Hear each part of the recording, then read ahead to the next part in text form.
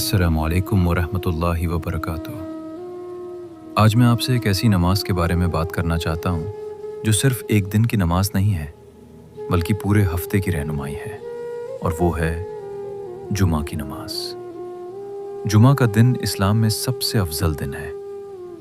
रसूलुल्लाह सल्लल्लाहु अलैहि वसल्लम ने फरमाया, सबसे बेहतर दिन जिसमें सूरज निकलता है वो जुमा का दिन है।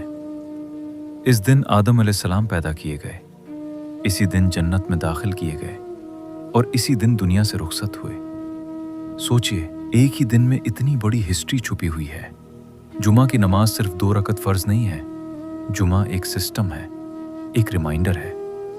हर हफ्ता अल्लाह हमें बुलाता है ताकि हम रुक जाएं, सोचें और अपनी जिंदगी को ठीक करें। अल्लाह कुरान में फरमाता है, जब जुमा की आज़ान दी जाए तो अल्लाह के जिक्र की तरफ दौड़ पड़ो और तिजारत छोड़ दो।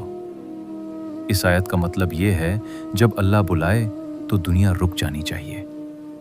जॉब रुक सकती है, बिजनेस रुक सकता है, फोन बंद हो सकता है, लेकिन जुमा मिस नहीं होना चाहिए। जुमा के दिन मस्जिद जाने का अजार हर कदम पर लिखा जाता है। हदीस में आता है, जो बंदा जुमा के दिन गुस्ल करता है, जल्दी मस्जिद जाता है और खामोशी से खुतबा सुनता है, उसके पिछले जुमा से लेकर इस जुमा तक के गुनाह माफ कर दिए जाते हैं। सोचिए, हर हफ्ता अल्लाह एक रीसेट बटन देता है। जुमा के खुतबे की अहमियत बहुत ज़्यादा है। खुतबा सिर्फ स्पीच नहीं होता, खुतबा गाइडेंस होता है, खुतबा नसीहत होता है। इसीलिए जब खुतबा चल रहा हो तो बात करना मना है, मोबाइल चलाना मना है, यहाँ तक कि दूसरे को चुप कराना भी मना है। क्यों? क्योंकि अल्लाह खुद हमें मैसेज दे रहा होता है। रसूलुल्लाह सल्लल्लाहु अलैहि वसल्लम ने फरमाया, जो बंदा खुतबे के दौरान चुप रहो भी कहता है, उसका जुमा ज़ाया हो जाता है। इसलिए जुमा सिर्फ बॉडी का नहीं, दिल का भी होना चाहिए।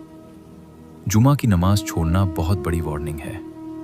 हदीस में आता है, जो शख्स 3 जुमा लगातार छोड़ देता है, अल्लाह उसके दिल पर मोहर लगा देता है। सोचिए, दिल पर मोहर, फिर ना नसीहत असर करती है, ना दुआ का मज़ा आता है, ना नमाज में सुकून मिलता है। इसलिए जुमा को कभी लाइट मत लो। जुमा का दिन सिर्फ मस्जिद तक लिमिटेड नहीं है। जुमा पूरे दिन का अदब मांगता है।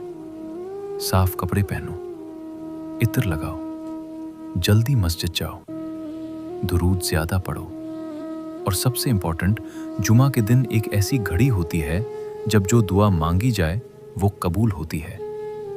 इस घड़ी को मिस मत करो।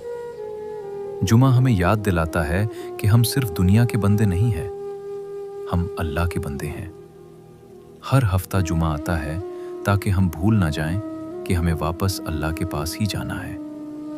आज से एक इरादा करिए, जुमा सिर्फ फॉर्मेलिटी नहीं होगा, जुमा एक चेंज लाएगा। हम वक्त पर मस्जिद जाएंगे, खुतबा ध्यान से सुनेंगे और जुमा के बाद बेहतर मुसलमान बनकर निकलेंगे।